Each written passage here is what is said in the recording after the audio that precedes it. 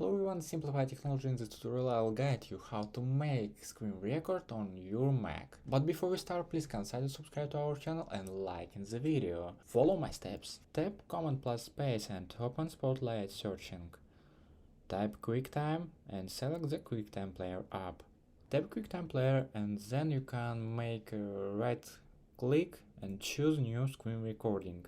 And once you click here, a bar will appear with options. Select record entire screen or select it. Click options to set preferences like saving location and microphone. Start recording by clicking the record button, a circle in the bar.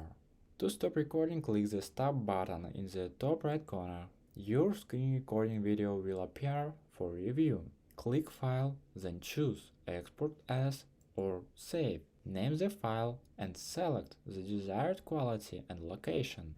Click save and that's it. I hope it helps. You can watch this new video or this playlist about MacBook. See you later.